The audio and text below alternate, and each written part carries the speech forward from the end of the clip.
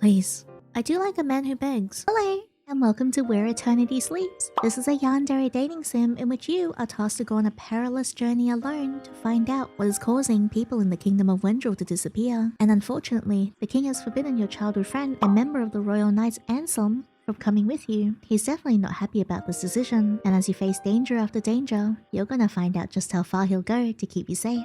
Let's get started. I'm so excited. Start. How do you manifest in this world? She, her. A name carries weight beyond words. It is essence, permanence and possession. Speak it with care. What is your name? Yinny. So this is a thread that binds your soul. Yinny. Oh, it's the sweetest melody. One I could listen to for lifetimes. And do you feel it too? There's harmony between us. This pull, this unspoken connection that has no beginning and no end. It's as though the stars themselves whispered your name into my soul long before you spoke it. For all of eternity. Oh, that's interesting.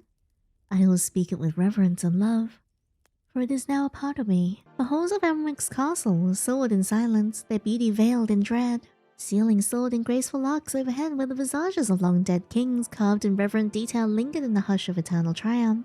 Sunlight spilled in muted hues through stained glass saints and sinners, casting shards of crimson and gold upon the stone.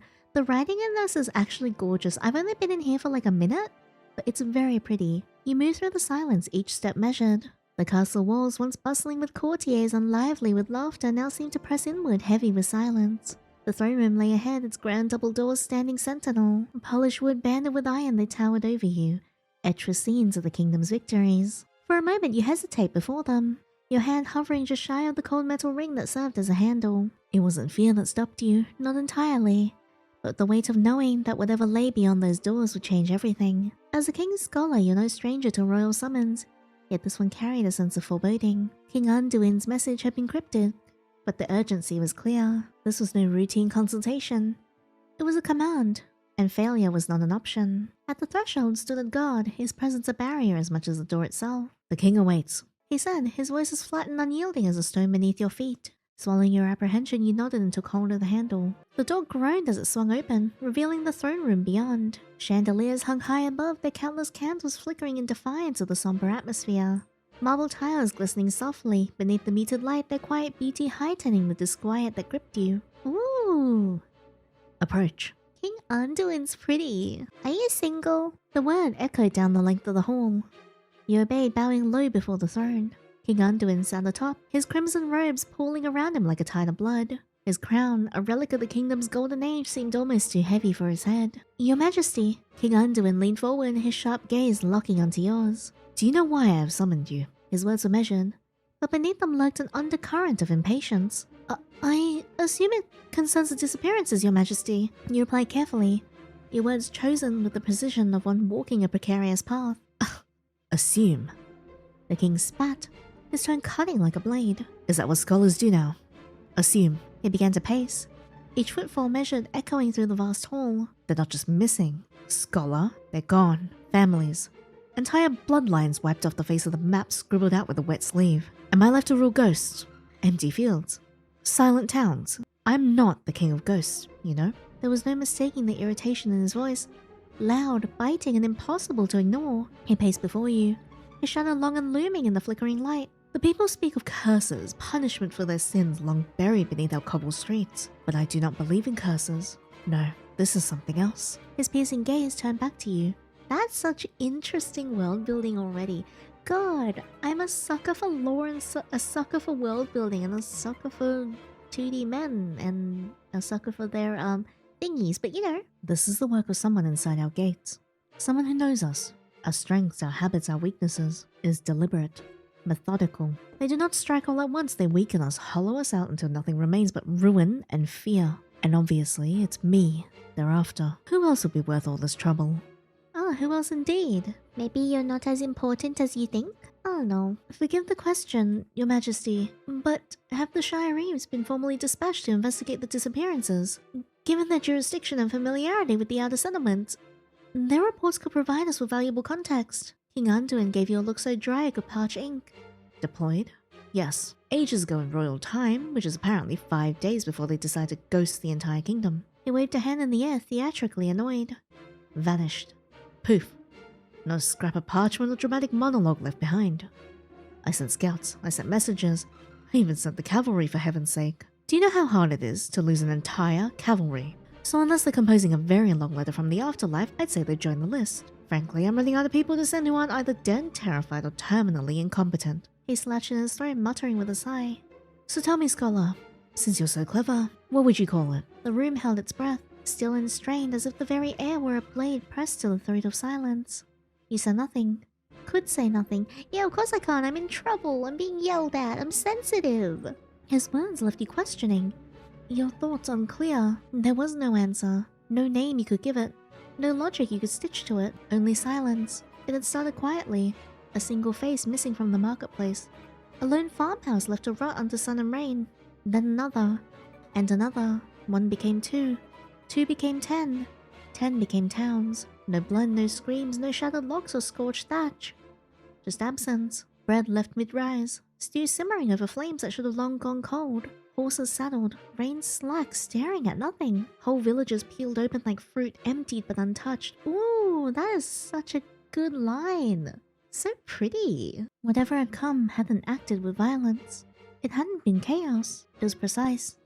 Unhurried, surgical, as if they had been plucked from their very existence. You had gone over it 100 times, searching for a pattern, for logic, for something that could be called motive. But the more you studied, the clearer it became. This was no work of man, nor the savagery of a beast. Nothing human could have done this. Not like this. I call it a mystery, Your Majesty. One that defies logic and reason. The king stopped abruptly, turning to face you fully. A mystery. He repeated the word like it tasted wrong on his tongue. I don't have time for mysteries. I need answers. I need truth. Something I can swing my sword at. Not debate over tea. Answers won't come from steel alone, Your Majesty. Knowledge will be the blade that cuts through the unknown. The king regarded you quietly, his eyes calculating, weighing the truth of your every syllable. At last he spoke, his voice firm, each word laced with unshakable determination. Yes, knowledge.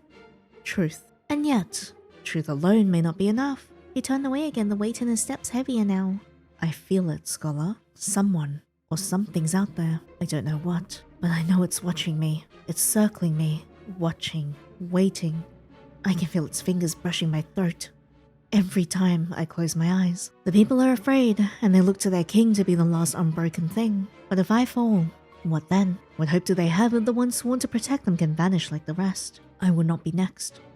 I will not be forgotten.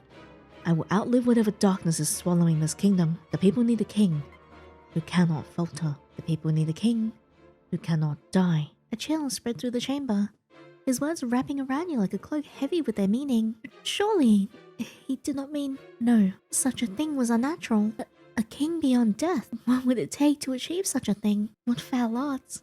At what price? The tension was broken by the sound of a voice he knew well. Oh, Anselm, hello, I missed you. I last saw you in this wonderful dev's other game, Prescription Love, and it's nice to see you in a different timeline as a knight. I adore you. You were as pretty as ever. Your Majesty. Sir Anselm stepped forward from the king's side. The stained glass windows bathed him in a golden light, his armor glowing as though touched by the heavens, an ethereal presence in the room. To the court he was the king's blade, Elmric's bravest knight. To you he was Anselm, the boy you grew up with. Surely such a perilous task should not be undertaken alone. His eyes lingered, a heartbeat longer than necessary, carrying silent pleas. Concern mixed with something deeper, an emotion he couldn't voice. His eyes were begging you to grasp the weight of his words. This is not merely about the task itself, but the dangers that lurk along the path. It would be unthinkable to send someone unguarded into such uncertainty. He turned back to the king, bowing his head slightly in deference. I will accompany the scholar, Your Majesty. Such a journey demands protection. The king turned to him, his expression darkening. His expression was one of restrained annoyance. Anselm's suggestion was taken as a personal slight rather than a rational precaution. You speak out of turn, Sir Anselm. Anselm straightened but held his ground. I only speak out of duty, sire. The scholar's safety is paramount. A safe return is necessary for success. The king's gaze hardened. And who will guard the crown while you play escort? The king snapped, his frustration spilling into his words. You are my sword, my shield. If the shadows come for me, who will stand at my side? Anselm stiffened, his fist clenched at his sides, his usually unshakable composure beginning to waver under the weight of the king's words. The kingdom's survival. Anselm began, his voice tinged with restrained urgency, every word a carefully measured plea. Begins with its king. That's not a good way to see things.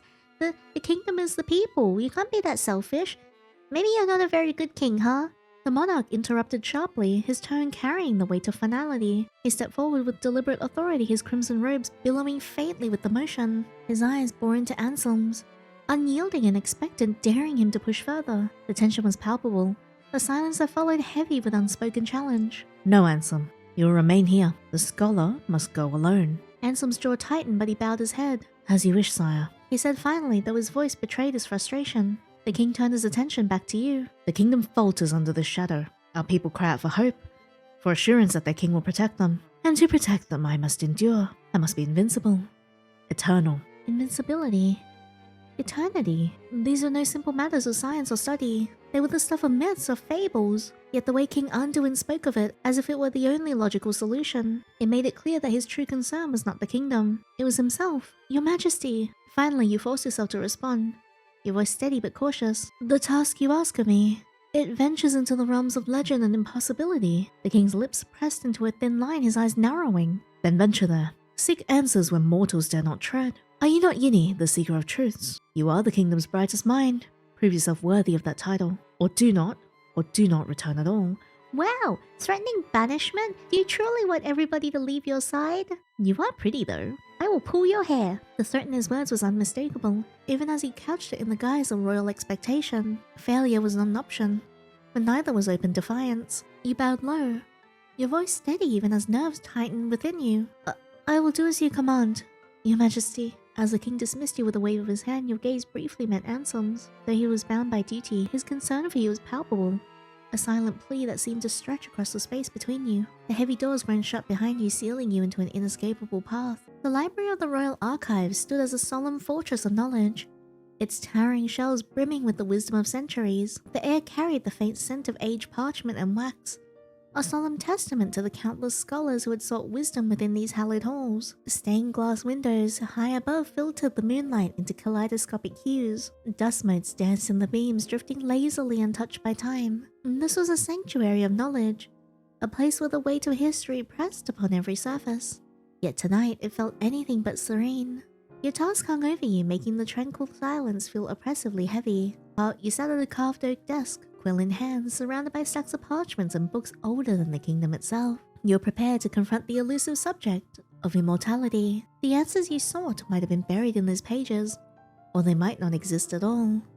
The faint rustle of footsteps on stone pulled your focus from the brittle pages of the tome you'd been poring over. Expecting a castle attendant, you look up and froze. Aww, he's so cute. Look at him in his nice little tunic.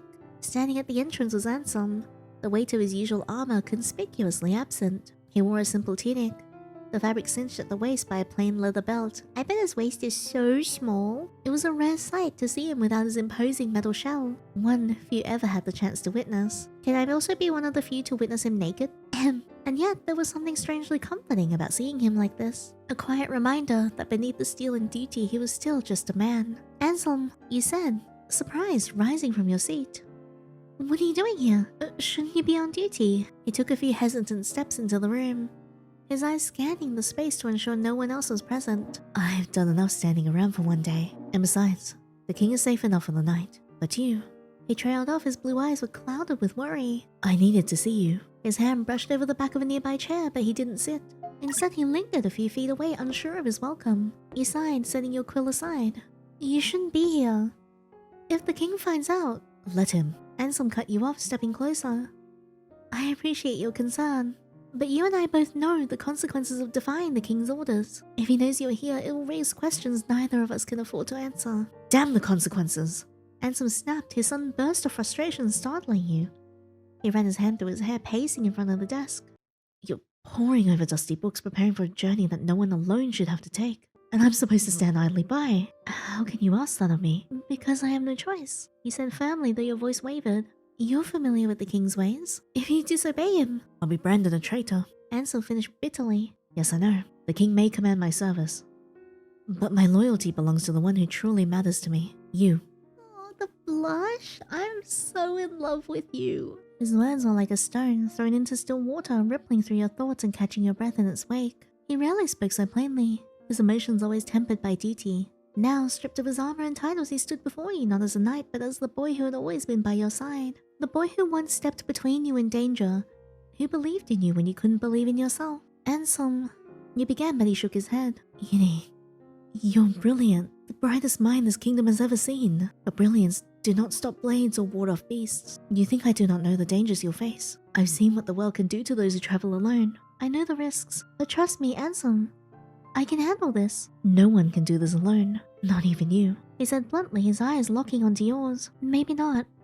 You admitted softly, almost afraid to be heard. But I must. If you come with me, the king will know. It'll be the end of us. He'll punish us both, and I can't let that happen. The king's punishment means nothing to me. Failing to protect you would be a wound deeper than any blade could match.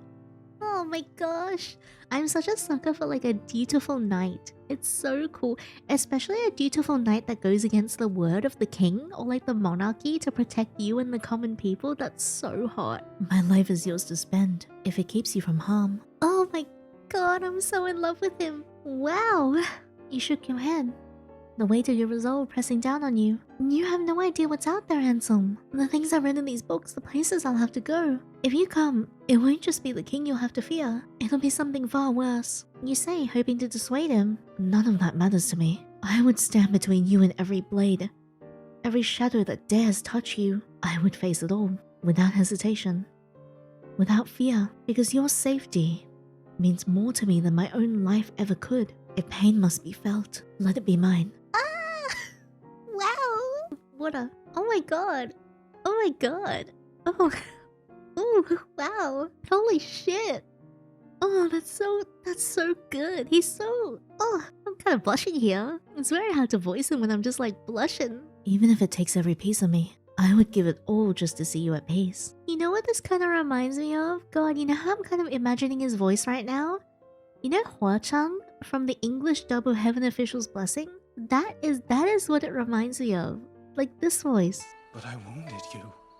Why do you not demand requital? Yeah. As long as I live, every breath is yours. So long as my heart beats, it beats only to keep you safe. Not because I must, but no matter the cost, I'd always reach for you. Oh my god. His throat tightens, struggling against the overwhelming tide of emotion threatening to break free. Please. Yinny, I do like a man who begs. Let me protect you. For a moment, the room felt unbearably quiet.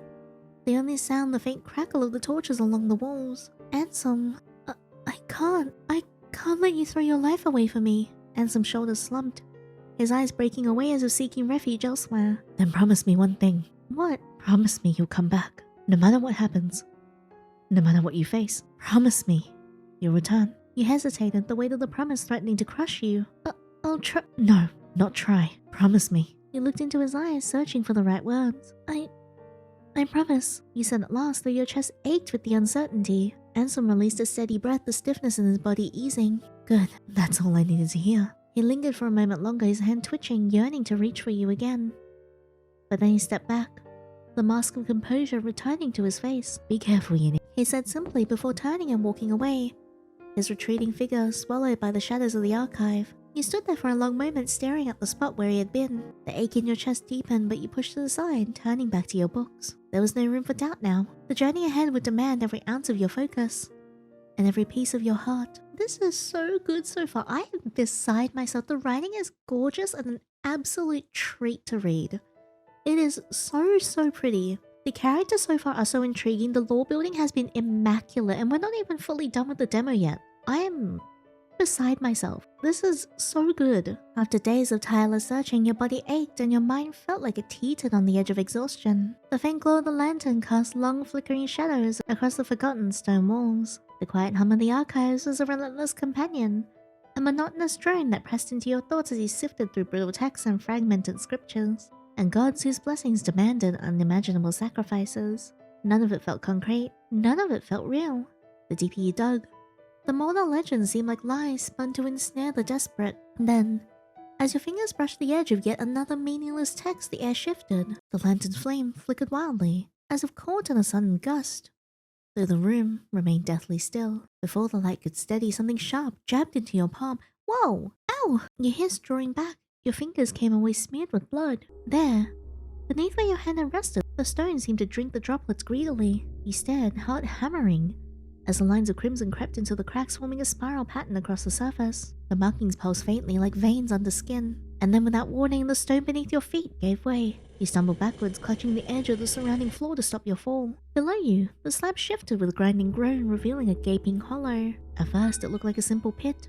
But as your eyes adjusted to the darkness, you realized it was more. A cavernous expanse hidden beneath the archives. Stone steps spiraled downwards into the hollow, uneven and ancient, carved by hands long forgotten. With careful steps, you began your descent. The hollow stretched far beyond what you could see, its edges fading into shadow. The echoes of your footfall seemed to grow louder with every step, until it felt as if the hollow itself was amplifying your presence. The faint glint of moisture clung to jagged rock walls, and the air carried a deep metallic tang that pricked at your senses. In the suffocating darkness below, a subtle thrum pulsed in time with your heartbeat. In the center of the hollow lay a pedestal cradling something wrapped in decayed fabric. When you finally reached the pedestal, the object within revealed itself. A scroll, bound with what looked like sinew instead of cord. As you unrolled it with care, the symbols inscribed on the parchment seemed to shimmer faintly. The text was written in a language long forgotten by the world, its characters curving and weaving in intricate, almost hypnotic patterns. Your eyes skimmed over the cryptic text, desperately trying to pull meaning from the tangle of curves and slashes. Resources on this ancient script were scarce, almost non-existent. Few had ever seen such markings, let alone understood them. Your exposure to this foreign language was painfully limited, yet somehow, you managed to decipher fleeting fragments. I don't know what that says. Endless. Without birth or death, the rest divide you. A wall of mystery reinforced by the erosion of time. It was as though the text itself resisted comprehension, its secrets cloaked in layers of deliberate obfuscation and centuries of decay. Yet despite the near impossibility of decoding it, you knew someone who might help. A scribe, whose expertise in ancient tongues bordered on obsession, renowned for unraveling cryptic text thought impossible to decipher. The individual possessed a unique skill that could unlock fragments of meaning hidden within the faded symbols. However, even such expertise had its limits. You couldn't ignore the possibility that the script contained knowledge forever lost to the ages.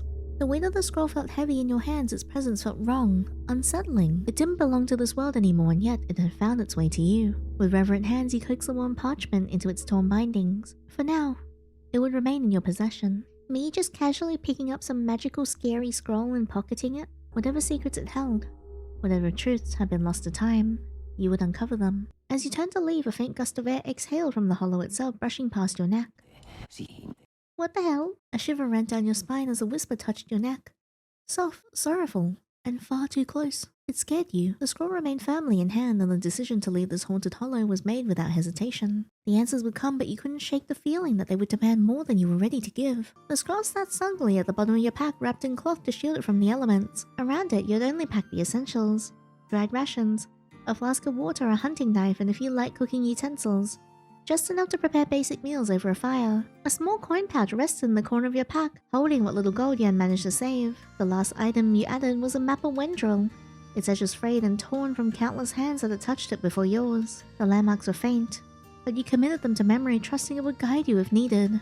Traveling light was a necessity. Anselm was usually the one to carry your belongings during expeditions, his quiet insistence sparing you from much of the burden. But now without him, you had to carefully consider every item. You didn't want to weigh yourself down unnecessarily. The morning air was sharp and cool as you neared the kingdom's gates, their towering iron structure adorned with ancient protective runes. The path beyond beckoned, shrouded in uncertainty.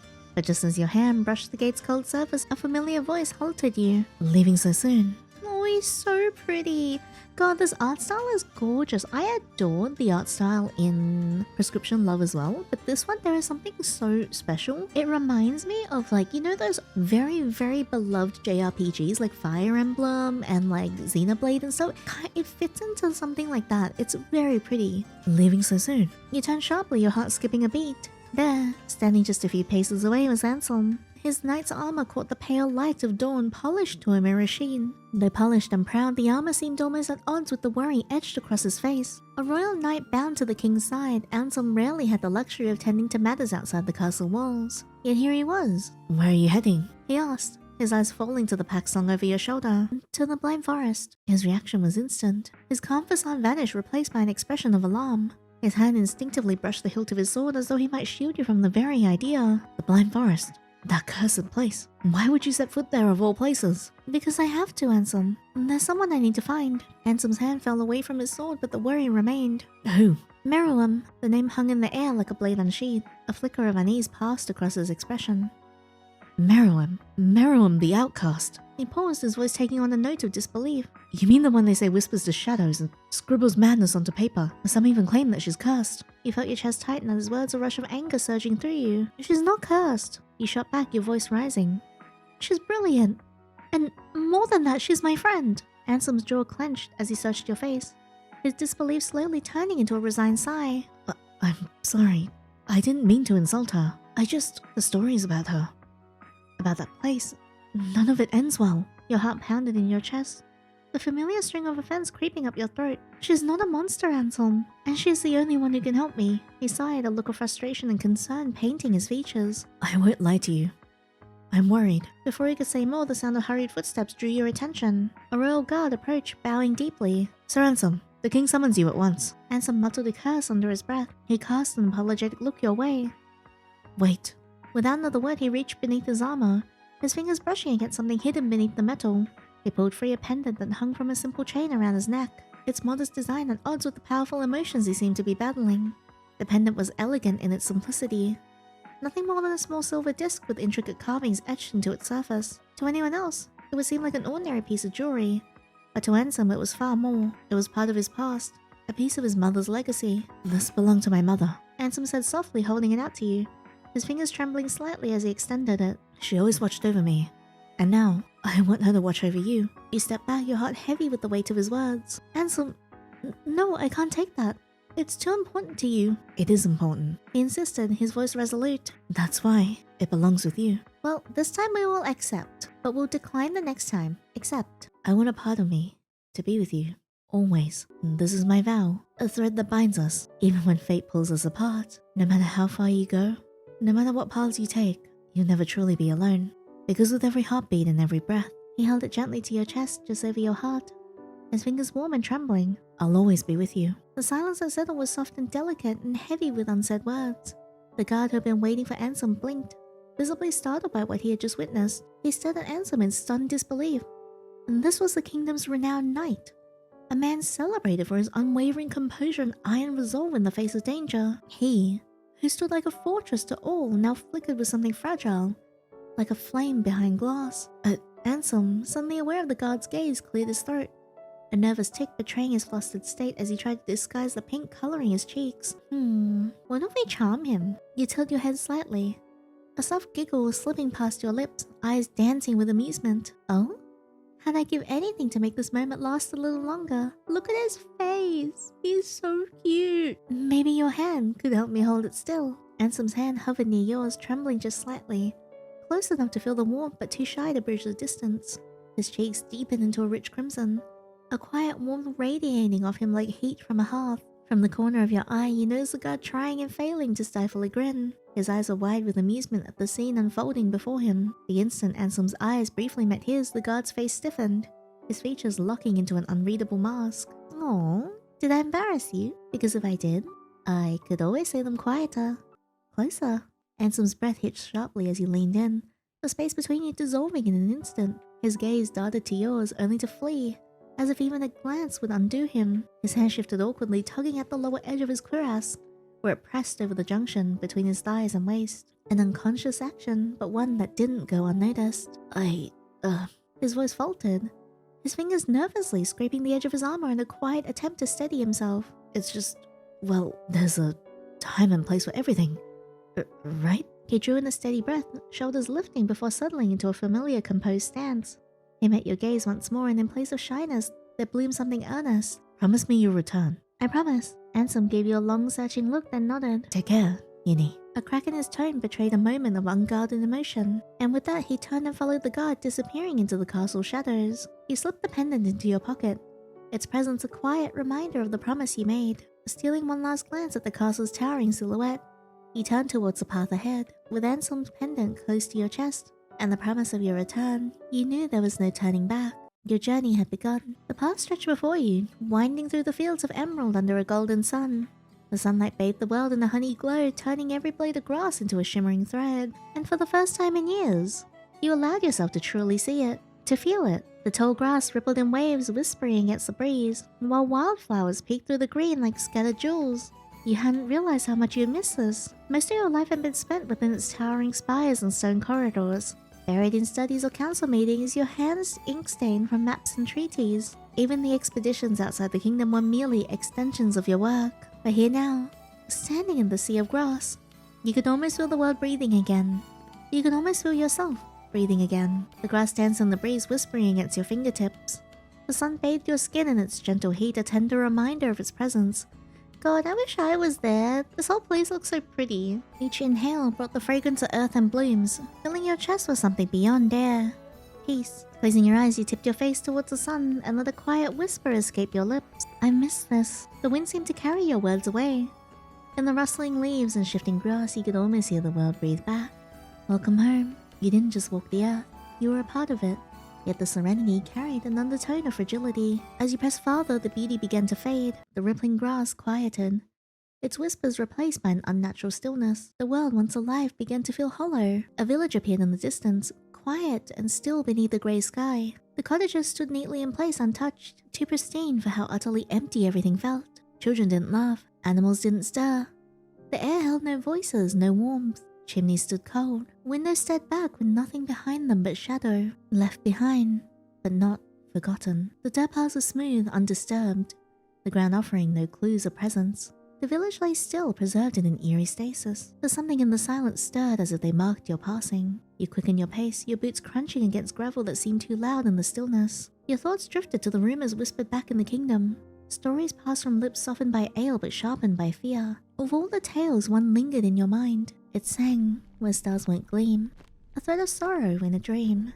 It touched the walls and brushed the skin, and called to something deep within. It cried in chords the heart could feel, a mourning none could quite conceal. One by one they left the light, to drown in grief beyond the night. No hands were found, no doors unlatched, just hearts that heard and hearts it snatched. And when the hush returned once more, it held no trace of those before. You couldn't help but remember that voice, the sound that had unsettled you to your core. You shook the thought away, unwilling to let it take hold.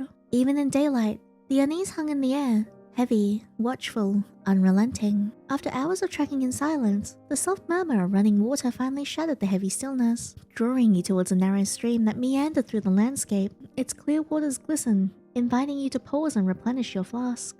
You knelt by the stream, the cold water chilling your fingers as you reached down to fill your flask. For a brief moment, the soft gurgle of the stream brought a sense of calm, a reprieve from the growing unease. But then, your eyes were drawn to it, lying just beyond the stream's edge, half hidden in the tall grass.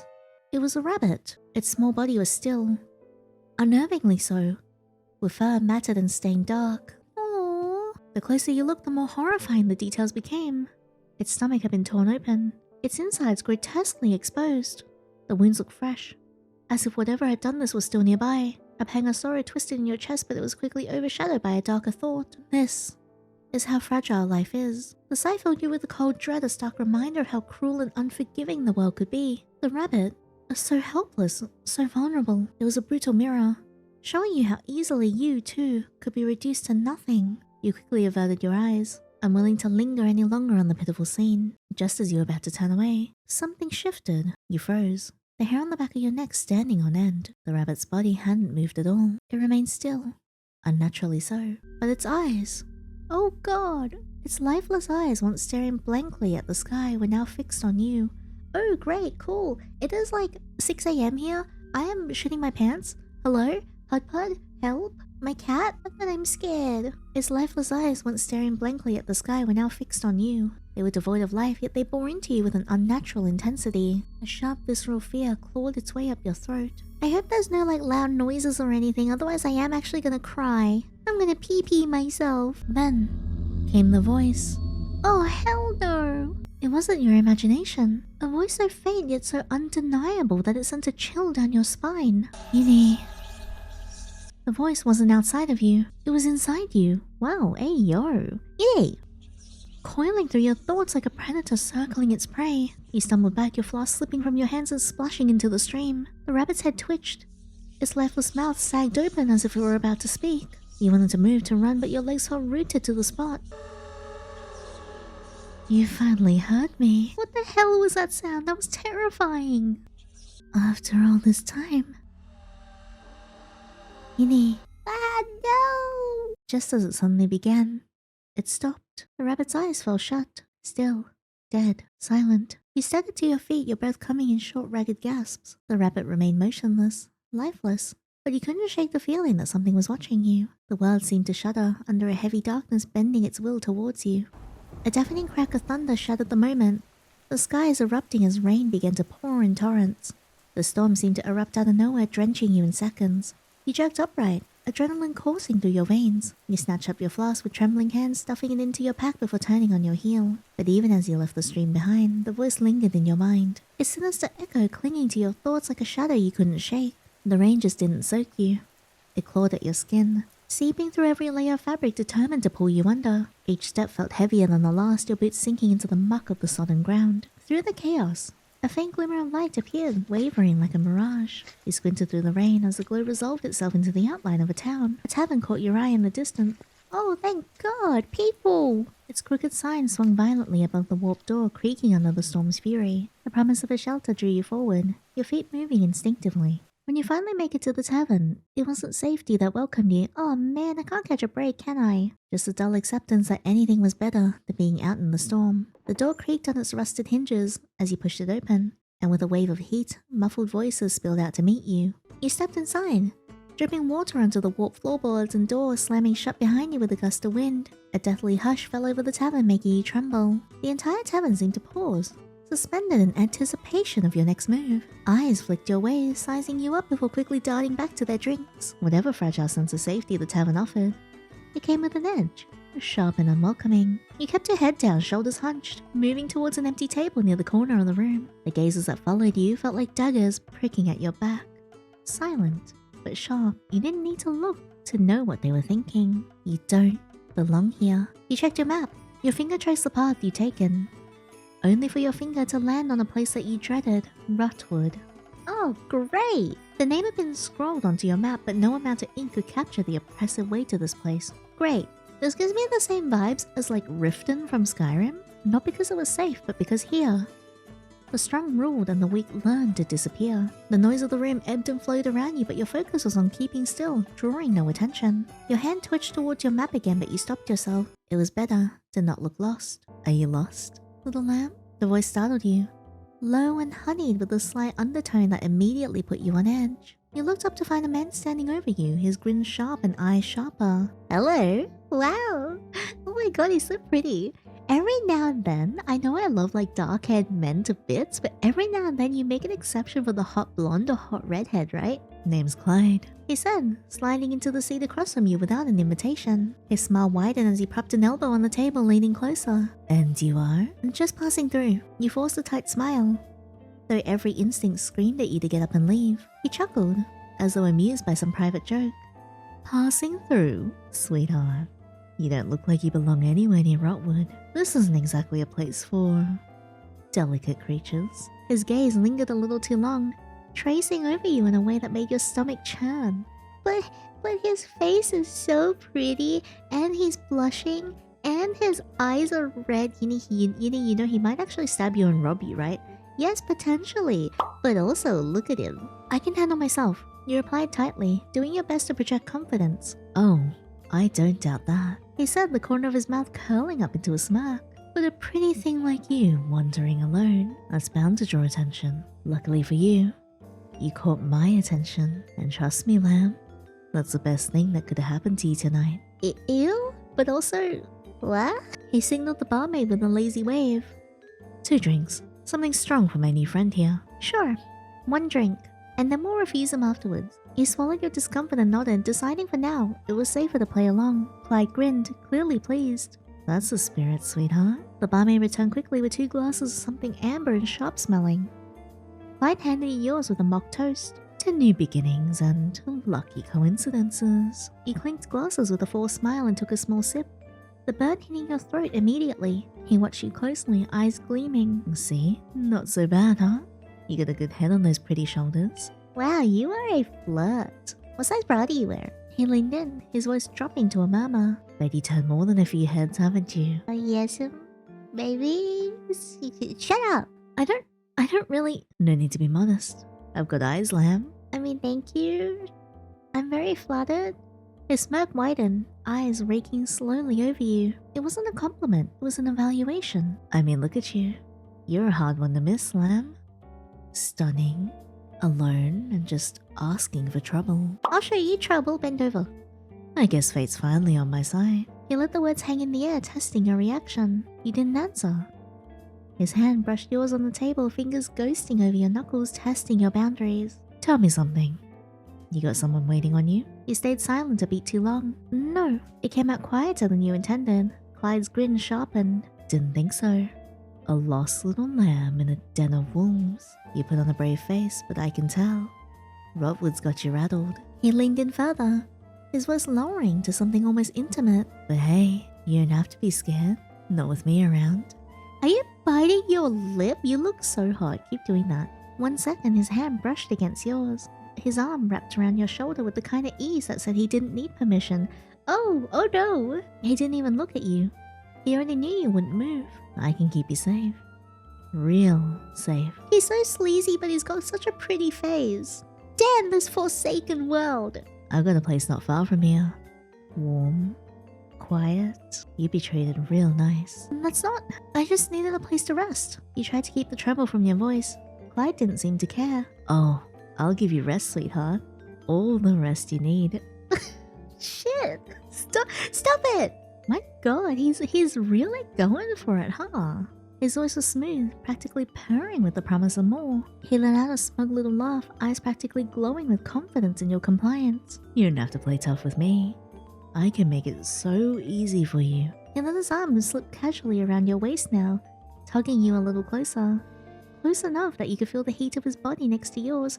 You're very hot, sir. You're coming on very strong.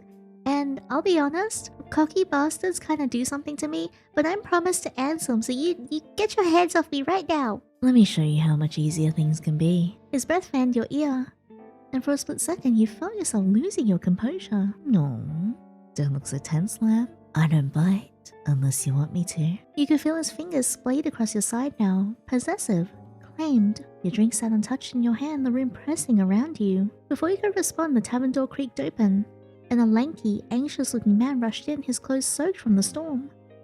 He spotted your companion immediately and made a beeline for the table. Boss, the lackey stammered, his voice trembling. Someone's here to see you, boss. Clyde didn't even spare him a glance.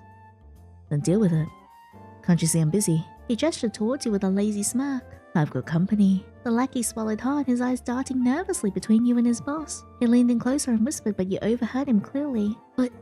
But boss, it's someone from the Royal Vanguard. He specifically asked for you, and said it's urgent. That finally got his attention. His smile vanished, replaced by a scowl as he turned to glare at the lackey. I thought I told you idiots to take care of it. The lackey fidgeted, his face pale. We did, but...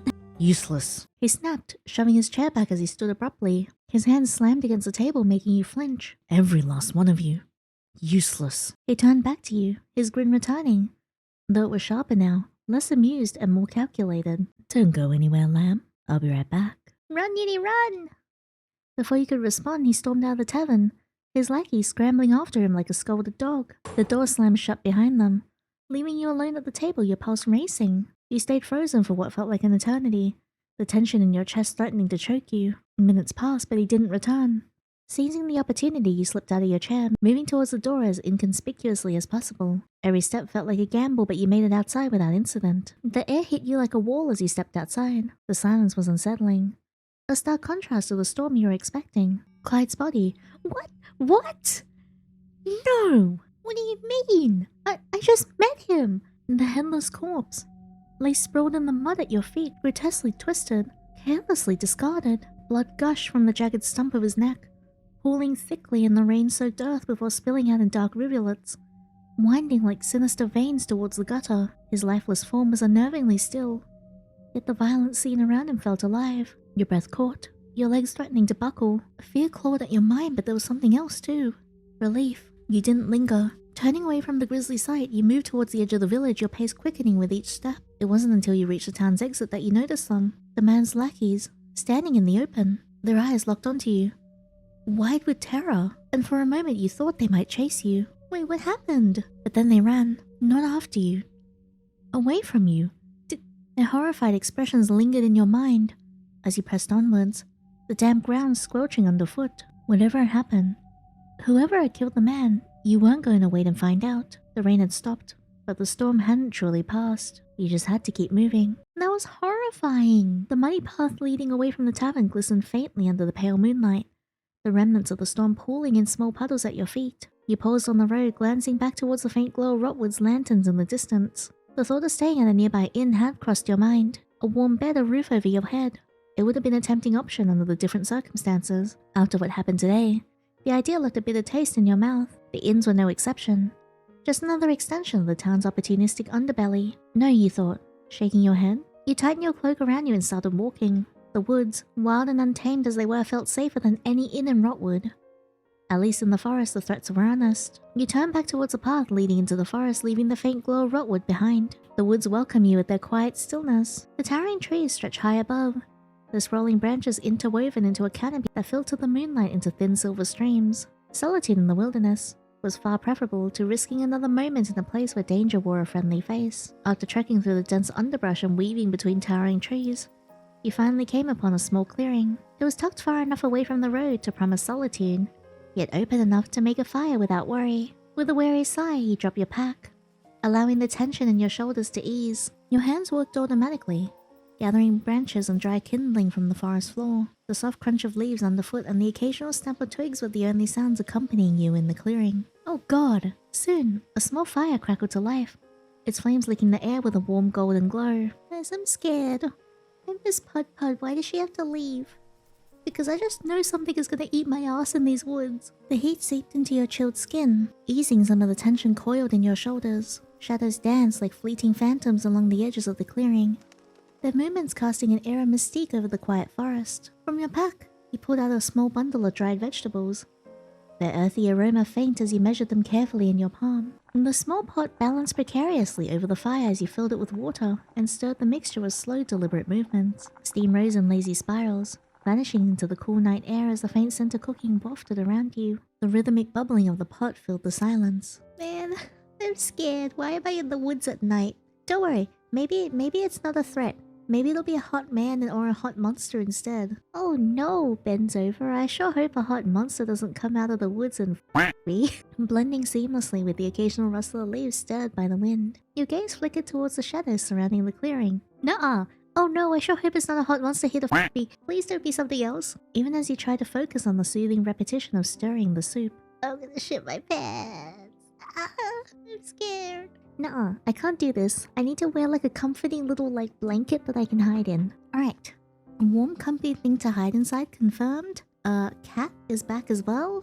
Everything is fine. There was a lingering unease pricked at the edges of your awareness. Something about the vast open darkness felt alive, as though the woods were watching, waiting. As the suit neared completion, a sound broke through the quiet. Oh hell nah! Nuh-uh! What the hell? You froze, the wooden spoon pausing mid-stir. The noise had been low, guttural, almost too loud to be yours. Don't worry, it's just a hot monster man. You instinctively pressed a hand to your abdomen, but the sensation was absent. As you convinced yourself it was nothing, a memory surfaced. How without fail, every time your stomach grumbled, Anselm would immediately take notice. I miss Anselm. I'm scared. No matter the time or circumstance, he'd insist on preparing something for you. What a wonderful potential husband, often teasing you lightly before presenting the dish with a warm smile. The memory brought a soft chuckle to your lips, a gentle wave of gratitude filling your chest. You let the thought stay with you a while longer, its warmth easing the unease in your heart. Smiling to yourself, you turn your attention back to the task at hand, feeling a little less alone. The soup was a welcome comfort, simple, warm and soothing. You savored each bite, letting the heat work its way through your tired body. Nah, something is gonna get me. I am too comfortable right now.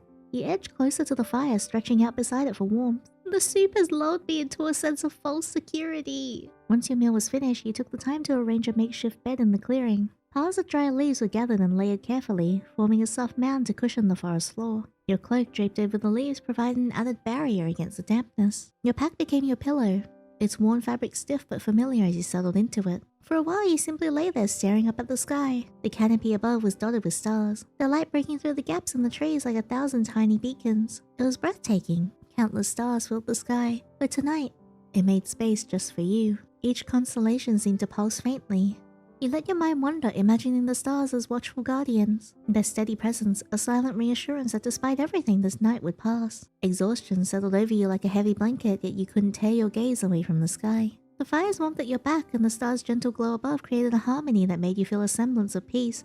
Nah, I feel like the semblance of peace is fake. I'm terrified right now. Finally, your eyelids grew heavy, the stars blurring into soft smudges of light as sleep began to claim you. Tonight, the woods felt safer than anywhere else. Surrounded by the quiet of the woods and the endless beauty of the night sky, you let yourself sink into the stillness, carrying the memory of the starlit canopy with you in your dreams. To be continued. Okay, so nothing tried to kill me just yet. Okay, well that's good then. That's great. Hooray! Oh good god. Okay, we are back here. This time we're gonna decline the necklace. I feel really bad. I feel awful because I really like Anselm and I didn't want to decline. Well, here goes nothing. I'm not sure if I can accept something so precious, Anselm. If anything happened to it while I was gone, I'd never forgive myself. His hand lingered in the air a moment longer before his fingers curled inwards as he slowly withdrew the pendant. I understand. He held the pendant gently, running his thumb across the surface with a quiet reverence. Then with a soft exhale, he slipped it back into the space between the plates of his armor, nestled close to his heart. It was foolish of me. No, it wasn't. I just thought, if I cannot be by your side, then at least let me leave a piece of myself for you to hold. His voice cracked ever so slightly towards the end, but he quickly cleared his throat. He stepped forward, wanting to say something. Anything, wanting to ease the quiet pain behind his eyes. No need to fret.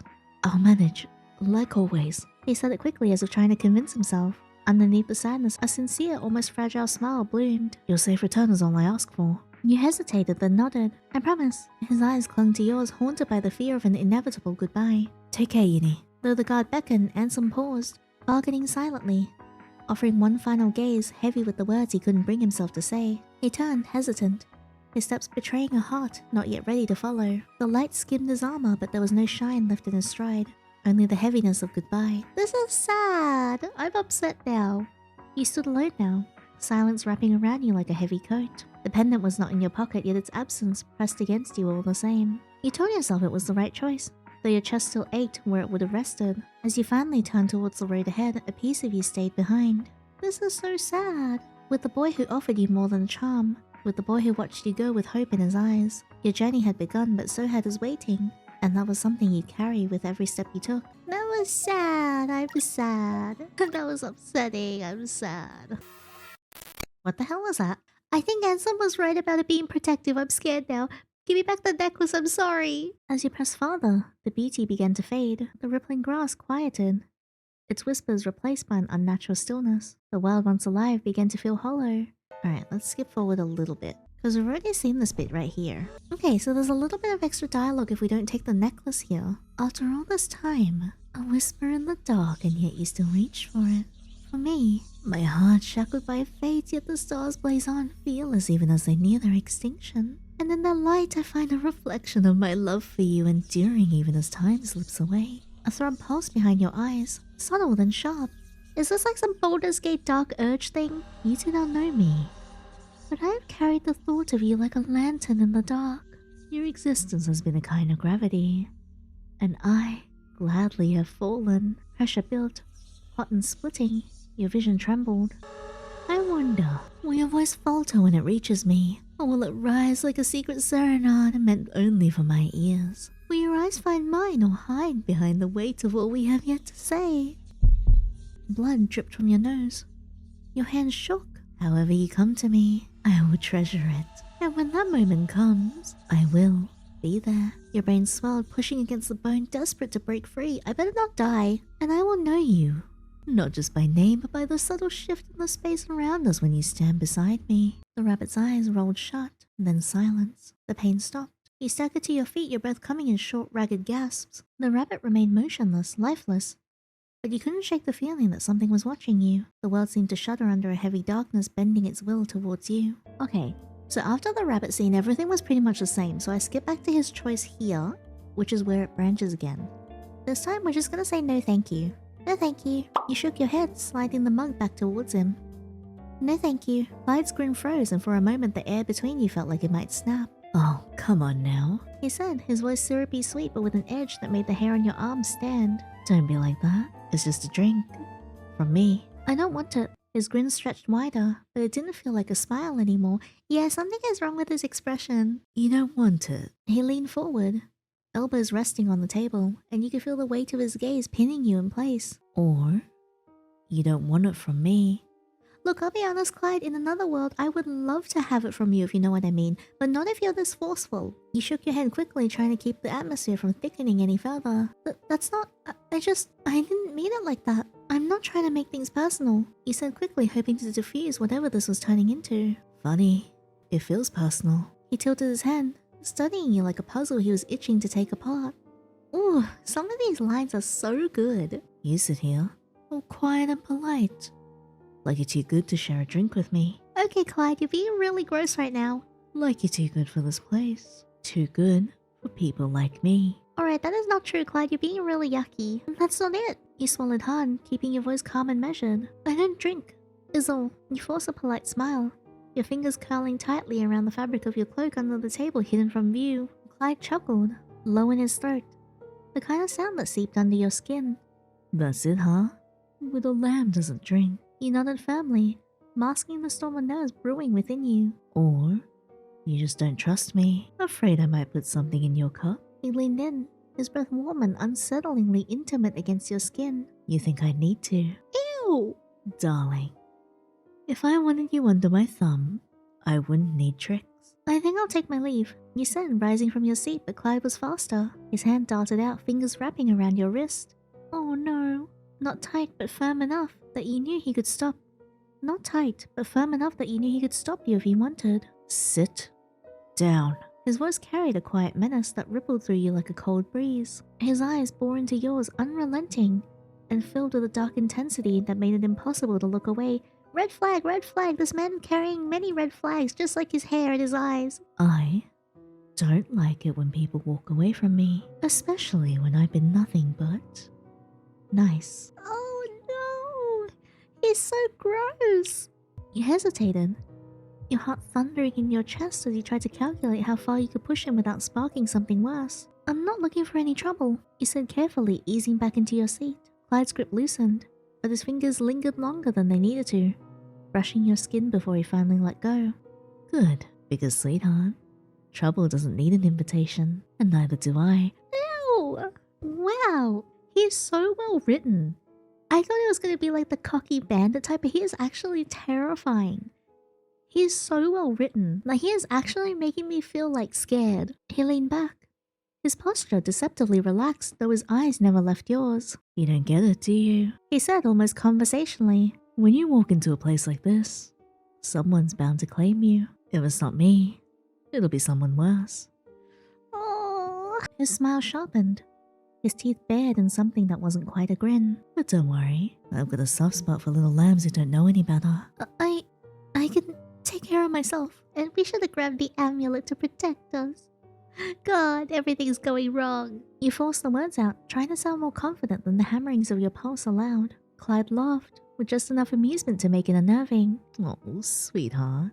His voice dropping to a murmur meant only for you. You wouldn't last a day. Oh man. But lucky for you, I'm feeling generous. His gaze dipped to your hands folded tightly in your lap and then back to your face. You stick close to me, and no one will touch you. Except for you, right? No one but me, of course. Yeah, okay, yeah, you know what? Yeah, I knew it. You get away from me. In another life, if you were nicer and asked for my consent, I would absolutely do it with you. But right now, get away from me. Give me the heebie-jeebie and the monster in the forest. Before you could even process his words, the sharp bark of the tavern owner's voice sliced through the tense air, snapping your attention away. Clyde. The hulking man stood behind the bar, arms crossed and eyes like steel. If you're gonna cause a scene, do it outside. Clyde didn't look away from you, his grin tightening into something mean. Just having a friendly chat, old man. He droned, though the tension in his shoulders betrayed his irritation. The owner's gaze didn't waver. Now. With a low hiss of breath through his teeth, Clyde pushed back from the table, his chair scraping loudly against the floor. He stood, towering over you for a moment before he leaned down, his lips brushing just close enough to make your skin prickle. Be careful now, little lamb. This place is a way of swallowing up the weak. And me? I don't like sharing. Hello? You guys see Pud-Pud's paw? He straightened, casting one last smirk at the tavern owner before sauntering towards the door. Are you stuck? It slammed shut behind him, leaving the room with heavy silence. The owner shook his head, his expression softening as he turned to you. You're not from around here, are you? You shook your head, Clyde's parting words still heavy in your mind. The owner sighed, setting his rag aside. You best watch your step. That one's trouble. Especially when he doesn't get his way. Oh yeah, I can tell. If he sets his sights on you. He trailed off, the rest of the warning hanging unspoken in the air. Nodding, you gathered your things and stepped outside. The muddy path leading away from the tavern glistened faintly under the pale moonlight, the remnants of the storm pooling in small puddles at your feet. You paused on the road, glancing back towards the faint glow of Rotwood's lanterns in the distance. The thought of staying at a nearby inn had crossed your mind. A warm bed, a roof over your head. It would have been a tempting option under different circumstances. After what happened today, the idea left a bitter taste in your mouth. The inns were no exception, just another extension of the town's opportunistic underbelly. No, you thought, shaking your head. You tightened your cloak around you and started walking. The woods, wild and untamed as they were, felt safer than any inn in Rotwood. At least in the forest, the threats were honest. You turn your back towards the path leading into the forest, leaving the faint glow of Rotwood behind. The woods welcome you with their quiet stillness. The towering trees stretch high above, their sprawling branches interwoven into a canopy that filtered the moonlight into thin silver streams. Solitude in the wilderness was far preferable to risking another moment in the place where danger wore a friendly face. After trekking through the dense underbrush and weaving beyond towering trees, you finally came upon a small clearing. It was tucked far enough from the road to promise solitude, yet open enough to make a fire without worry. With a weary sigh, you dropped your pack, allowing the tension in your shoulders to ease. Your hands worked automatically, gathering branches and dry kindling from the forest floor. The soft crunch of leaves underfoot and the occasional snap of twigs were the only sounds accompanying you in the clearing. Soon, a small fire cracked to life, its flames licking the air with a warm golden glow. What if Clyde appears in the woods? The heat seeped into your chilled skin, easing some of the tension coiled in your shoulders. Shadows danced like the fleeting phantoms along the edges of the clearing, their movements casting an air of mystique over the quiet forest. From your pack, you pulled out a small bundle of dried vegetables, their earthy aroma faint as you measured them carefully into your palm. The small pot balanced precariously over the fire as you filled it with water and stirred the mixture with slow, deliberate movements. The steam rose in lazy spirals, vanishing into the cool night air as the faint scent of cooking wafted around you. The rhythmic bubbling of the pot filled the silence, blending seamlessly with the occasional rustle of leaves stirred by the wind. Your gaze flicked towards the shadows surrounding the clearing. Even as you tried to focus on the soothing repetition of stirring the soup, there was a lingering unease that pricked at the edges of your awareness. Something about the vast open darkness felt alive, as though the woods were watching, waiting. As the soup neared completion, a sound broke through the quiet. Oh no! You froze, the wooden spoon pausing mid-stir. The noise had been low, guttural, almost too loud to be yours. You instinctively pressed a hand to your abdomen, but the sensation was absent. Ignore or listen to your gut. Listen to your gut. We are listening to our gut. We'll ignore it next time. But this time, I am so listening to my gut. The growl you heard did not come from you. You weren't alone. The realization crept in slowly like ivy threading through cracks. It wound around your ribs, pressing tighter with each frantic beat of your heart. You strained to hear something. Anything. But the woods had gone too still. Like a stage just before curtains rise. Even the fire seemed to quiet. Its cracking dulled to a whisper as if afraid to draw attention. The sound of your breath was loud in your ears and the world around you felt impossibly quiet. I'm shitting my pantaloons. You glanced over your shoulder. The woods beyond the clearing dark and thick. The forest, once just a backdrop to your evening, had become a wall of darkness. The trees stood tall and silent, their limbs twisted in unnatural shapes, casting long clawed shadows that reached towards you like they were meant to drag you in. Shadows shifted, stretching into monstrous figures, hulking shapes with faces twisted and inhuman, mouths gaping in crooked silence and eyes sunken deep. Yeah! No! No! Wait, I'm scared! I'll just cover that side of the screen. Like a baby. You felt them. Eyes cold, unblinking, intelligent, watching. Nah.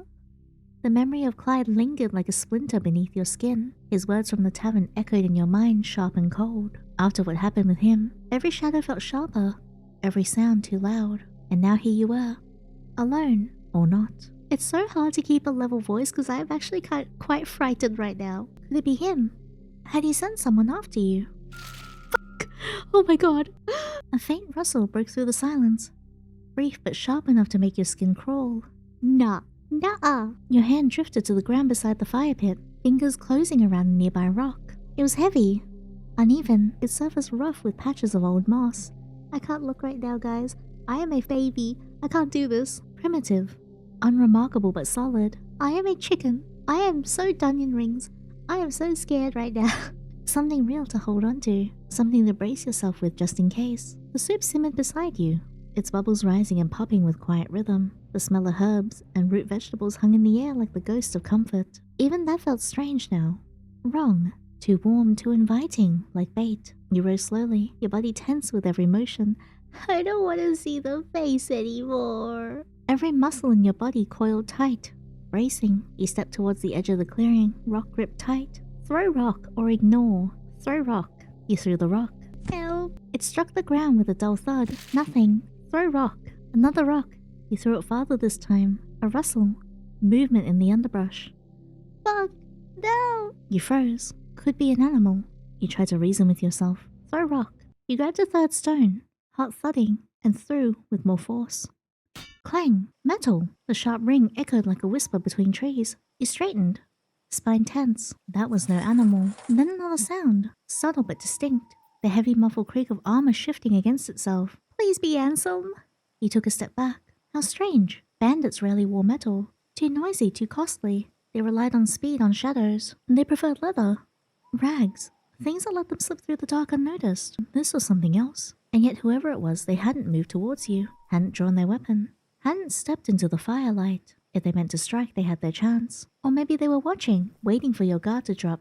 Well, the hand is going back up. You didn't dare convince you were safe. Quietly, you knelt beside the fire. Your hands moved with care, breaking the logs apart, pressing ash over the coals until the light gave its final sigh. With your pack slung tight and the rock still clenched in your hand, you turned from the clearing. With each step into the forest, the silence felt deeper, pressed tighter. You didn't look back. You would rather rest somewhere else, somewhere unwatched. Eventually you found it. A small hollow tucked between the roots of an old twisted tree. Half concealed by brambles and shadow, it offered no comfort but enough shelter to hide. You slipped inside, crouching low, the rock still in your grip until your fingers ached from holding it. But nothing followed. A quiet fractured exhale passed your lips, your body stiff like it had forgotten how to relax. Here, away from the fire, the night was colder, but quieter. I'm kinda wondering now, given that Anselm was a Yandere in Prescription Love, do you think that in the other route, he was the one who killed Clyde outside? Because he saw Clyde touching us and stuff. And because his lackey said it was the royal guard. So I wonder if that it was actually him. And that's why the lackeys ran screaming from you, because he might have threatened them. And maybe he said that he'd do the same to anyone else who did that to you as well. And maybe he's like actually following you now, trying to keep you safe, but he doesn't want you to realize. Just a theory though, but it'll be really interesting. Here away from the fire, the night was colder, but quieter. You set the rock down beside you, brushing aside loose twigs and debris just enough to lie back against the roots. You needed rest, not just for your body but your mind, for the journey still waiting beyond the trees. So you let your eyes slip closed, slowly, cautiously, and the dark for now held nothing but sleep. Well, time to find more branches. Eventually, I'm gonna have to choose the ignore and stop throwing rock option, and that scares me. I am a baby. Okay, so we've accepted and declined the pendant. Now all that's left is to ignore and not throw the rock. Now I'm scared. Don't worry, we got this. We got this, it's fine. Okay, all that's left is to ignore it here and then ignore again and not throw the rock. So let's ignore and let's see what happens. I'm scared. After a moment of holding your breath, you shook your head, exhaling a nervous laugh. Perhaps hunger had muddled your senses. It had been a long day and exhaustion had a way of playing tricks on the mind. As you convinced yourself it was nothing, a memory surfaced. How without fail, every single time your stomach grumbled, Anselm would immediately take notice. No matter the time or circumstances, he'd insist on preparing something for you, often teasing you lightly before presenting a dish with a warm smile. The memory brought a soft chuckle to your lips, a gentle wave of gratitude filling your chest. You let the thought stay with you a while longer, its warmth easing the unease in your heart. Smiling to yourself, you turn your attention back to the task at hand, feeling a little less alone. The soup was a welcome comfort, simple, warm and soothing. You savored each bite, letting the heat work its way through your tired body. You edged closer to the fire, stretching out beside it for warmth. Once your meal was finished, you took the time to arrange a makeshift bed in the clearing. Piles of dry leaves were gathered and layered carefully, forming a soft mound to cushion the forest floor. Your cloak, draped over the leaves, provided an added barrier against the dampness. Your pack became your pillow, its warm fabric stiff but familiar as you settled into it. For a while, you simply lay there staring up at the sky. The canopy above was dotted with stars, the light breaking through the gaps in the trees like 1,000 tiny beacons. It was breathtaking. Countless stars filled the sky, but tonight it made its space just for you. Each constellation seemed to pulse faintly. You let your mind wander, imagining the stars as watchful guardians, the steady presence, the silent reassurance that despite everything, this night would pass. Exhaustion settled over you like a heavy blanket, yet you couldn't tear your gaze away from the sky.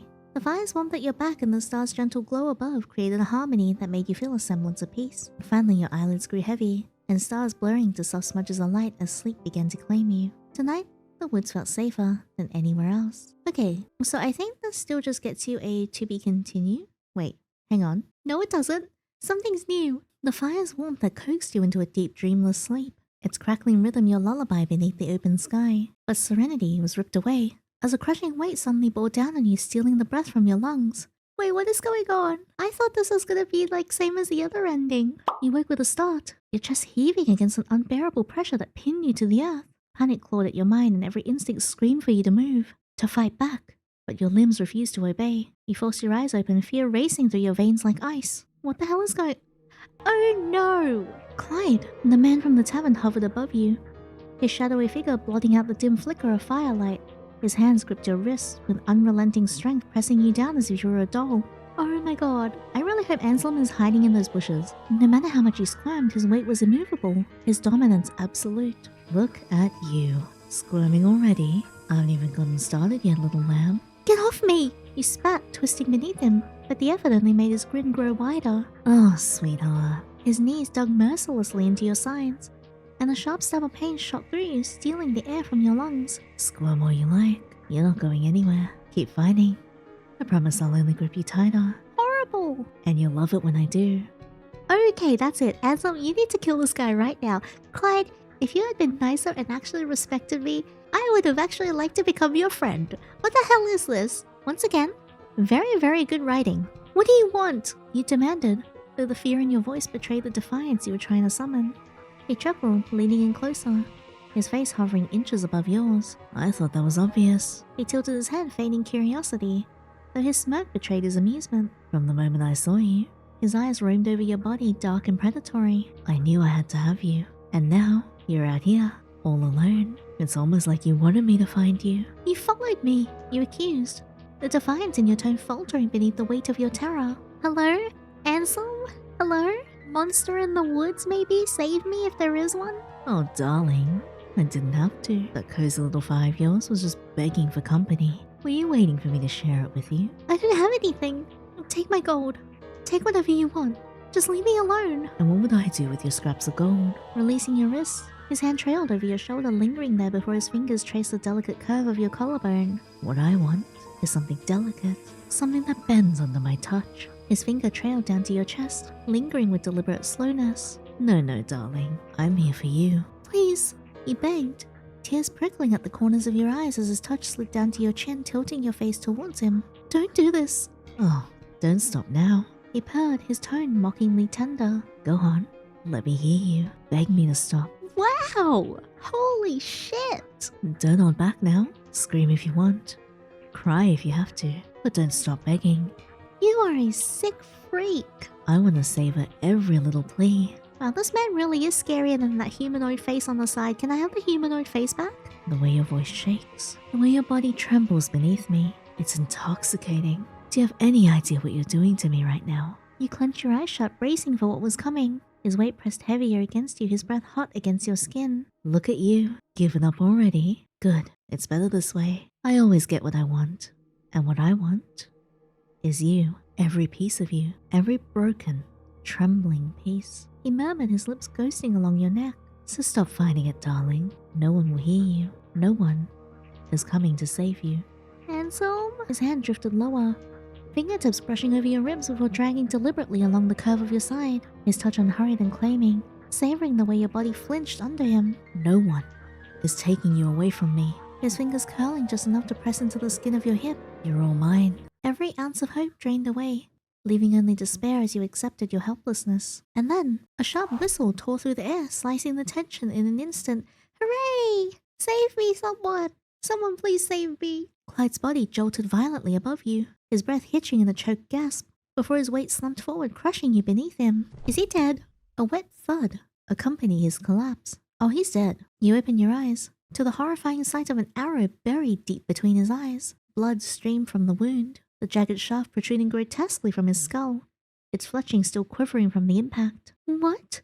That's what you get. Get 360 no-scoped, you asshole! You whispered, your voice shaking as he shoved his lifeless body off you, your hands trembling. His dead eyes stared blankly upwards, his smirk frozen in grotesque mockery, and blood pooled beneath him, soaking into the dirt, the metallic tang sharp in the air. Everything bad happened so quickly. Your mind struggled to keep up. Forcing yourself to your feet, your legs wobbled beneath you as you scanned the dark woods around the clearing. Then, just at the edge of the clearing, a faint glint caught your eye. The cold, reflective sheen of a blade. The figure holding it lingered for only a moment before disappearing soundlessly into the forest. I swear Anselm is following us. Do I hate it?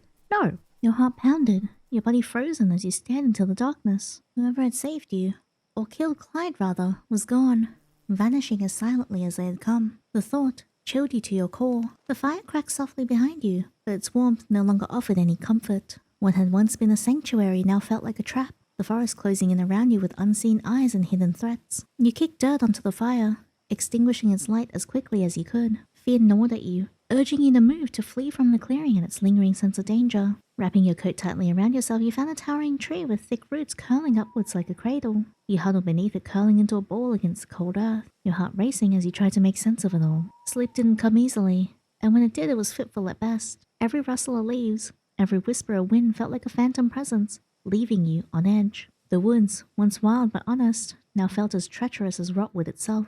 Oh, that was terrifying. That was terrifying, but very, very well written. Back here we go. This time we'll say that's not necessary. Hello, awful man again. That's not necessary. You said quickly, but he waved off your protest. Don't be shy. Come on, sister, drink. Don't go breaking my heart, will ya? He purred, sliding closer until your knees almost touched. Not my knee. I insist. What kind of a man would I be if I didn't treat a beautiful stranger to a drink? Oh, but I don't want a drink. The barmaid returned with 2 mugs, placing them on the table. He pushed one towards you, his fingers brushing yours deliberately. Go on, drink up. It'll take the chill out of your bones. Or would you rather let me warm you up myself? I know what kind of person you are. You hesitated, but the smug glint in his eyes dared you. Reluctantly, you took a sip, the fiery liquid burning your throat. He watched you with an almost predatory fascination, his grin widening as he set the mug down. There it is. A little color in those cheeks. Told you it'd help. So, he drawled, leaning back in his chair, his arm now casually draped over the back of your seat. What's a sweet thing like you doing out here all alone? Don't tell me you got a death wish. I'm traveling. You replied curtly, hoping your short answers would discourage him. Well, aren't you intriguing? Travelers don't usually come this way without reason. He leaned closer, the faint smell of ale on his breath. Let me guess. Looking for something. Or someone. Maybe someone tall, handsome, and conveniently sitting right in front of you. Uh-huh. His fingers drummed lightly on the table, rhythm slow and deliberate. His arm slid a little closer to your shoulders, and you stiffened. Neither, you said firmly, shifting in your seat to put a little more distance between you. You're the sharp tongue, little lamb. I like that. I don't care what you like. Most folk around here either run or fawn, but you stand your ground. Cute. So tell me. He tilted his head, smile curling wider. You ever thought about staying somewhere a little safer? Maybe somewhere I could keep an eye on you? I'm fine, thank you. Fine, huh? No, that's just cruel, lamb. Could have had some fun. You and me, you don't know what you're missing. But I get it. Playing hard to get makes the prize even sweeter. He winked, his grin widening. I like the ones with a little fight in them. It makes the chase more exciting. But you don't have to pretend around me, sweetheart. That whole tough act? It's adorable. Let me take the weight off those pretty little shoulders of yours. He breathed the word against your ear, his hand settling lightly on your thigh, just above your knee, thumb brushing small circles. One night with me, and you'll forget you ever wanted to leave. My god, he comes on so strong! Before you could respond, the tavern door creaked open, and a lanky, anxious-looking man rushed in, his clothes soaked from the storm. He spotted your companion immediately and made a beeline for the table. Boss, okay, is this the same? I'm gonna skip forward a little bit. Yeah, because he calls them useless, and then we go outside, and then yeah, we just see him dead on the ground. Lovely. Wonderful. Alright, let's throw the rock and then we'll stop throwing. You threw the rock. It struck the ground with a dull thud. Nothing. Stop throwing. You decided not to throw the rock. The fire still crackled behind you, the scent of broth hanging in the air. If danger were truly near, wouldn't the birds have scattered? Maybe it had just been an animal passing through, or a wind shifting the brush. You exhaled slowly. Not everything was a warning. Not every sound was a threat. It was okay to breathe. I'm scared. What if something pops out now that I'm like falsely lured into security? It was okay to stand still. Maybe it was just your nerves playing tricks. I don't think it is. After all, fear had a way of dressing up the ordinary into monstrous shapes. As you convince yourself it was nothing, a memory surfaced. Okay, so Anselm cooks you food here. Yeah, so this is the same, like the memory that you have. And then you drink your soup, then you make your little bed, and then you look at the stars. Oh no. Is this... Oh no, is this the Clyde route again? Alright, if this is the Clyde route... Yep, okay, I'm skipping through this. So I think that's everything then. Because I think even if we like go back to here and ignore the rock, it just kind of fades away. Yeah, so it just kind of fades away. So if you don't throw the rock, nothing happens. Okay, let's start again. How do you manifest in this world? She, her. Yinny. Oh, interesting. You returned to me. I knew you would. I knew you'd return. I knew the threads between us could not be severed. Your light burns brighter than any flame I've seen, Yinny. I never stopped watching. Never stopped waiting. Tell me, do you still carry the name I've come to cherish so deeply? Or has the world unmarked the name that binds you to me? It does not matter. I will always remember you, always hold you close, no matter what name you wear. I bear the same name.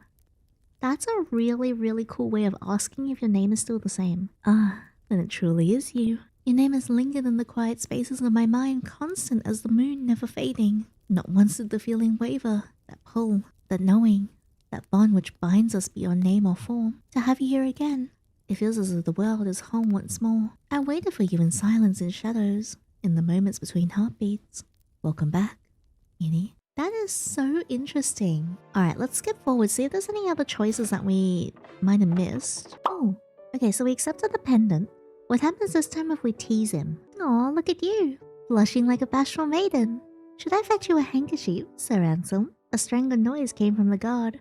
Somewhere between a cough and a laugh. He quickly covered his mouth, but it was too late. Anselm turned a slow withering gaze towards the guard, who immediately found the stone wall very interesting. Anselm's attempt at a rebuttal fell silent, his jaw moving without a sound. His ears, however, burned a traitorous red, glowing like embers beneath his tousled hair. He drew in a steady breath, shoulders lifting before settling into a familiar, composed stance. He met your gaze once more, and in place of shyness, there bloomed something earnest. Promise me you'll return.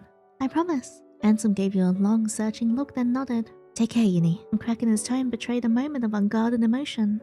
And with that, he turned and followed the guard, disappearing into the castle shadow. You slipped the pendant into your pocket, its presence a quiet reminder of the promise you made. Well, that was everything. I'm just beside myself. That was amazing. The lore was so well established. The characters were so well written. You could tell how much love and care had been put into this. Everything just works together so well. The UI, the sound design was also impeccable. I could not fault a single thing about this. Although there were no like jump scares, the atmospheric horror that kind of underlaid like certain tense moments was masterfully done. It was just very good. I didn't even know where to start in terms of like praising and analyzing this whole thing. I mean, narrative first off, the lore was amazing. It's such a strong start when they talk about how there have just been people disappearing in droves, coupled with like the selfishness of the king, who is like such a well thought out character. Like he's an absolute dick, but he is so well written. It is incredible. It really establishes the scene and like the desperation that the king feels. You kind of get the sense that maybe he wasn't always like this, but now, because more and more people are disappearing, he is so scared and afraid that all he thinks about is himself, and he wraps it under the disguise of nobility that he's doing this for the people because the people need a king. And I think something like that is such a dangerous thing to have. Like that kind of false belief in yourself while using it to justify horrible actions that you're taking, not for the greater good but for your own selfishness. That was really good. Anselm himself is such a sweetheart. The tender moments with him were so well done that I was just blushing. You can tell how deep his devotion goes for the MC and how much he actually cares about you. I genuinely have a suspicion that he is the one who is following you. So I think he's the one hiding in the bushes, following you around because you hit armor. He's also the one who shot the arrow, I assume, because you see the glint of a sword. And additionally, the other time when Clyde was harassing you in the bar, he was called outside to talk to the royal guard. And when you went outside, he was beheaded. And then his lackeys ran away from you screaming. So I wonder if Anselm was the one who called him out and then beheaded him. And then told his lackeys that if you ever do anything or go near MC, I will do the same to you, which is why they ran from you screaming. Even Clyde himself is such an interesting character. Obviously, he's meant to be like the danger in this demo. The way that he comes across as a danger to you is so visceral and so real. It is honestly horrifying as to how pushy and scary and how realistic he behaves. I love the fact that his behavior and what he does to you when he wakes you up at the camp was written with respect and not romanticized, and done in a really realistic way that portrayed the actual horrors of something like that happening in real life. And I think that's something to be commended, because taboo topics shouldn't be forbidden from media, but they should be treated with respect rather than romanticized and fetishized. And I think this handled it very, very well. But no, honestly, like, this is shooting straight up into my top 10. It is incredible. I adore Living Slime's work. I am a very big fan of Prescription Love. I adored Anselm in that, and I adore him in this as well. Honestly, sets up really well. Like, you're on your journey to go and find Meryl in the wounds and trying to figure out whatever is going on, but at the same time, aside from the main quest that you're on and all the dangers that are lurking, there is something that is inside your head. And also that strange scroll that you found, something that is like creeping closer and closer, that is now able to communicate with you, that is just adds like another layer of danger to something that is already so scary in the first place. And so it's like internal battle, but also whatever your main quest is. I think that is very intriguing, because you're wondering like whether that something will give you the answers to what is actually going on, which would be awful then, because that would that not imply that you are the one who is partially responsible? Or is it something else entirely and something much more sinister at play? Like, are they two separate things as opposed to being the one thing? I found those motives very, very well done. The backgrounds as well, I love the canvas, like painted look. That was incredible. And yeah, like, I just need to shout out the sound design. The music that Living Slime picked for all of the scenes was so well suited, and you can tell that it was so carefully planned, because I could honestly feel like, even like the BPM of the music matched like the situation so perfectly, along with like the sound effects and the graphic effects and like the little subtle changes in the UI and the vignettes like darkening the borders whenever something scary was going on. It was so well timed and so intentionally well done in a way that it wasn't overdone, and it just came at you when you least expected it. So this was masterful. I don't think I have enough praise for this. I cannot wait to play the rest of this, and this was incredible. It has been such a privilege to play something so beautiful and so gorgeously written. Like, some of these sentences had me like gasping as well because of how gorgeous they were. I'm just beside myself. Thank you so much for joining me on this incredibly beautiful story. I highly encourage you guys to download the demo as well. I put the link in the description box below, and play it and check it out, and definitely leave a 5-star review, because it is 8 AM. I have not slept. I'm not even tired. Just have so much adrenaline from experiencing something so beautiful. I don't even know what to say. But thank you for coming along with me on this adventure. I hope you guys enjoyed this as much as I did, because I had the time of my absolute life. I cannot wait for the next part. And yeah, if you guys like this video, please leave a thumbs up and subscribe so you don't miss out on the next part. And also, if you want exclusive content from me, such as uncut spicy scenes and also exclusive playthroughs and spicy art that I do, feel free to check out my Patreon, link is in the description box below. But that's all for now. Definitely check out Where Eternity Sleeps. This was so good. And as I always say, until the next fictional man, take care.